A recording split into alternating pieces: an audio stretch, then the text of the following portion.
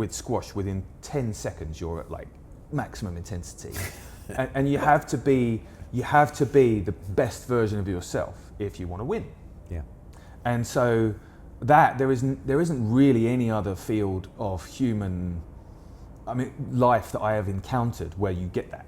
Yeah. Because if there was, I'd be doing it. Yeah.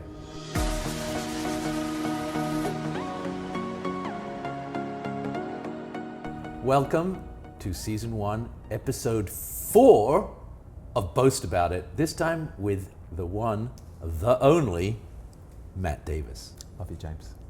Love you too, buddy. I'm excited. So, Matt, we met for the first time at Open Squash Bryant Park. It's true. You used to be a lot better than me, do you remember? I do remember.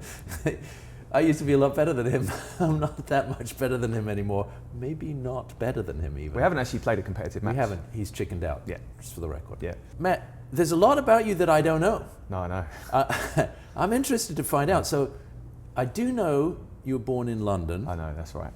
East London. Southeast London. Southeast London. Northwest London. That's right. So it's pretty much a miracle that we get along. It's well, we're in a different country. That's true. Because we're over here, we can, set aside our differences, which I think is important. I think it is. I think it's important. And I think, you know what? I think squash helps set aside differences. I agree. So you were asking where I was born. I was born in London. I was born in a place called Croydon, which is a suburban commuter town in southeast London, and very, very core to my identity. Did you play squash there? No, I didn't. My teachers thought I might be bright or criminal. Have you figured that out yet? I'm fine. I'm good. The school was good, but it had a squash court, and the kids who played squash were really good. They were really, really good at squash, and I was like not interested, so I played basketball. I didn't really start until I was 30. So born in London, grew up in southeast London. Yeah. But you're here. I know. Can you tell us the story about how you went from there to here? There's a quick version. If you drink as heavily as I did in my early 20s, often you'll leave the country to try and escape yourself, which is basically what happened. So I ended up in this country because I'm very good at drinking and was needed to sort of settle my life a little. So now I don't drink and I still live in America. I'm going to take that as a good thing. It's a good thing, yeah. It's good for my health, everything's better. Professionally, what were you doing there that brought you over here? One of the fields that you can drink very heavily in is journalism, and that was what drew me towards it initially. It's the great writers, and I write, as you know, for a living, and I was a journalist for about 10 years. Can I tell you my favorite journalism joke? Yeah. What do you get when you put 4 journalists together? A fifth. A fifth, yeah, that's right, a fifth of bourbon. But I really was genuinely interested in heavy drinking writers, hacks, and Hemingway, all these like young men, I think, who like writing and like reading, really are interested in sort of the combination of like torturous inner life and expression through words. Yeah. And a field where I felt like I could kind of explore that was journalism. Tell us a little bit about your journalism. Thanks. And maybe highlight an extraordinary story that happened while you were a journalist. I'd love to do that. My best journalistic work was done in New Orleans, where I was writing about law enforcement corruption and was probing that fairly deeply for an investigative website funded by the Open Society Foundation. And I left after 18 months and moved back to London. But it was a really, really good... Sounds like there's a story behind that. I just think everyone knows that New Orleans is renowned for corrupt law enforcement, and it turns out it's true. And we were probing sheriff's deputies at the jail. Yeah. And turns out that the sheriff's deputies at the jail were all moonlighting as private security.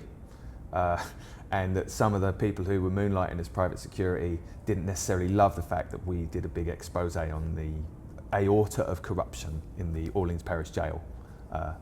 But we did win some prizes for it, and I think that in general the Orleans Parish Jail is slightly safer than it was in 2010 as a result. So you left England to escape, and then you left New Orleans I'm a big to escape escape. artist. I'm a big escape artist. I moved to New Orleans in 2010.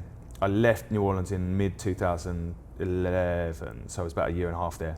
My ex-wife and I divorced, and did New Orleans for a couple of years, went back to London, and then came back here in 15 When I went back from New Orleans, I started playing squash in England. A mate of mine, actually it was a guy that he and I didn't really get on very well. And he was at my company and he said, do you want to come play squash? I was like, all right. So we went and played squash, and it turned out it was really good for our relationship because it was very competitive, and you know, you can't sort of be tiptoeing around someone when you're playing squash with them. You get to know them. You do. You know? Yeah, get to know them. And so he and I actually formed this really good friendship as a result of playing squash together. And genuinely, we did not get along before. Like, it was very tense. So it was really nice that he asked me to come and play squash. And you know, I discovered that it was a really good game for sort of like getting through some difficult stuff with somebody and yourself. One of the things that's really interesting about squash to me is that you can't escape, right? You're in this like box. Yes. And so it forces you to face up to your sort of inner demons. Yeah. And I think we all have them. I mean, you occasionally will erupt into a little bit of a rage on a squash court. Occasionally. What? Yeah. And even those of us who like to think that we're generous, cool, calm, and collected. Yeah. You know, if you're down 9-10 on a squash court, it'll bring the things out of you that you might not necessarily want to face. Yeah. And so I stopped drinking, I think 2007, and I started playing squash around 2010. And I found that playing squash, there are a lot of former drinkers who play squash. It helps you come to terms with some of your more difficult emotions, and it helps you learn to manage them in a way that's more productive and less escapist. That's fascinating. Thanks, So, mate. so you started playing squash in the UK. Uh-huh. You moved back to the United States again, yeah. and you moved back here to New York after that? No, I moved to Oakland, California. Hard to play squash out there. I played actually it's funny, I kept playing. There was some guys there at the fitness center downtown in Oakland. Yeah. They played every Tuesday night. And I'd go down every Tuesday night and just hit with these guys. And I was like, not good. But I hit with them every Tuesday night, and they were really nice to me. And they took me out for dinner, and like, you know, it's like a bunch of us sort of got to be friends. Yeah. And again, this is the thing that you find with squash is like, you know, you meet like a dozen people you didn't know before, and you sort of get on really well. Yeah. So it was really healthy, like good activity for me there. When I moved to New York in 18, someone at my squash club in Oakland said, oh, you should go and play at the Harvard Club. Yeah. Right? So I sent the Harvard Club like a little email saying, hi, someone from my squash club in Oakland says I should come play at the Harvard Club. And they were like, did you go to Harvard? And I was like, don't be ridiculous. No, but you know, apparently you've got a really good squash club there. I'm very sorry, sir, but you can't come here and play if you didn't go to Harvard. So I was like, well, that's a shame. And then I didn't play squash really in New York from 2018 to the pandemic. And I just was like, yeah, squash isn't going to work for me in New York. It's a shame because I like it. So I ended up getting really into yoga and teaching yoga, and like, you know, that was fun. But in 2020, I found that I'd gained like 20 pounds because I was just like doing yoga. And I was looking a bit chubby. And I was like, I need to play some sport. So I Googled and I found this guy, it was you were on a video you were like, we're opening a squash club. And I was like, these guys are cool, this is a startup. At the time, Open Squash was called Manhattan Community Squash Center. Yes, that's right. And I was like, oh, cool, I can play now. Yes. So I literally emailed and they said, yeah, come down, this is, you know, and I got the unlimited membership because they had laundry. I was Yes. like, laundry? Someone's going to do my laundry for me? Just for the record, I insisted on I this, know. and I still think it's an amazing thing because it means that when you get the urge to play squash, you can just go. Your kit's there and you're ready. It's great. Now, so what is it now, 24? So I've been playing 4 years. Yeah. When I started, I think I had a couple of lessons with the pro at the time, and I was exhausted, but it took me 2 months to lose 20 pounds, and I play 6 times a week, and like I love it. And the people are amazing, you know, the community is amazing, and it's just an incredible facility and an amenity for New Yorkers that also lets anyone in. Yeah. Right? And the greatest thing about playing the Harvard Club in the 4-0 league last year was when I won. Oh, fist bump. Yeah, because it was really hard for me to you know, destroy an opponent who had not allowed me to join their club. It was very hard for me psychologically, but I managed to work through it. I think I like the guys at the Harvard Club. I just think that it's 2024 And really, if this sport's going to grow and be as good as it should be, we should be inclusive. Yeah. And any kind of barrier, I really still can't believe that I got that email from them saying I couldn't go. And it's funny, after I won my match against the Harvard Club, I texted my friend Ali Farag, who I've met through Open Squash. By the way, how wonderful is that sentence? My friend Ali Farag. He might call me a stalker, but I'm going to call him my friend, all right? Look, I've seen the signed photograph with you and him. I know, I got a photo, he signed a photo, he said, "I love you, Matt," and it's on my wall, and every morning I look at it and I feel better. I think the fact that you can meet the world number one here, I think I volunteered to be like, you know, he was doing an event, I'll carry your bag or whatever, and just have a really good conversation with someone who's that top of the sport. Again, that's all about the right attitude. Yeah. And you know what, even when I told Ali that I'd beaten the Harvard Club in the league, he didn't mention the Harvard Club, he just said it's really good resilience to come back from 2-love down. Well, he is an ex-Harvard. Exactly. Yeah. But I just think he's really magnanimous and really good sport, and you know, he's obviously been through all of his own struggles with the game, right? Yeah. But he always is gracious. Yes, that is definitely part of the sport. Yeah. When you found Manhattan Community Squash Center, now Open Squash, you really lent in much more than you had before. Talk to us about that journey here. Yeah, oh yeah. Open Squash gets a lot of credit for me getting better. Like, I came on my own, didn't know anyone, and met a couple of people already who were like, "Oh, do you want to play?" And I became really good friends with like 3 or 4 guys during the pandemic, which is amazing, right? And we sort The of... pandemic is not known for meeting new people. No, well, and also, you know, we were wearing the COVID masks. Yeah. Like, we were on court in COVID masks, Yeah. and that was weird. And then there was these round robins. Yeah. You know, come along here, have some pizza afterwards. So just like a little bit of a prompt to engage with other people. And then I took some lessons, and I found that the lessons also, like, the teachers really wanted to help you get better. And again, like, that sort of like actual programming, thoughtful, like drew me in.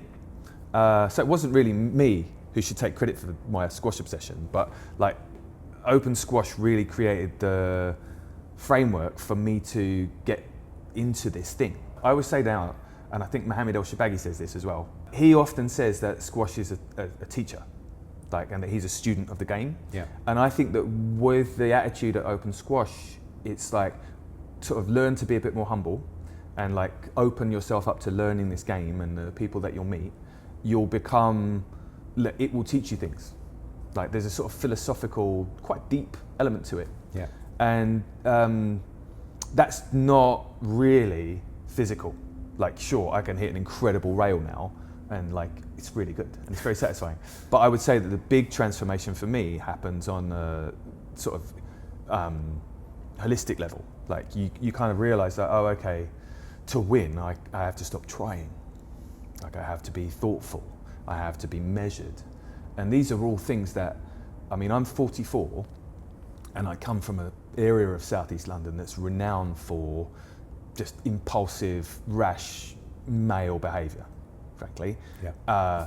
And like, I've got a tattoo on my forearm that's like huge of Croydon, right?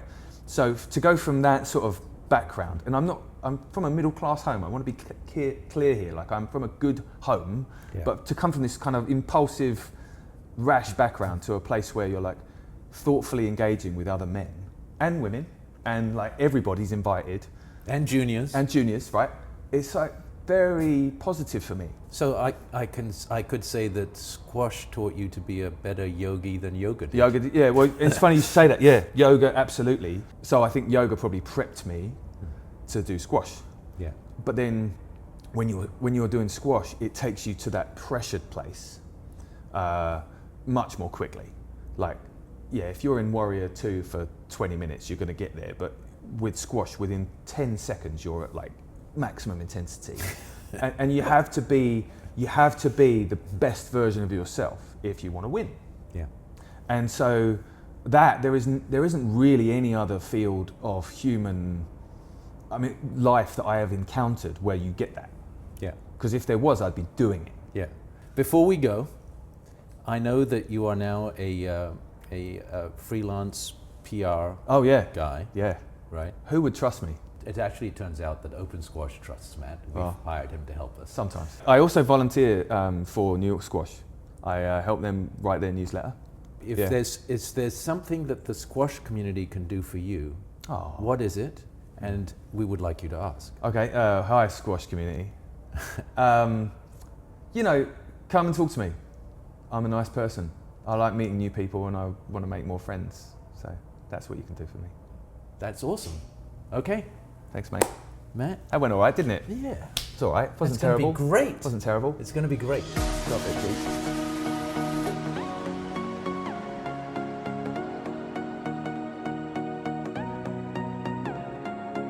I just want to thank Mike Pepper for his significant contribution to this. Thank you. I've got him credited as the best boy.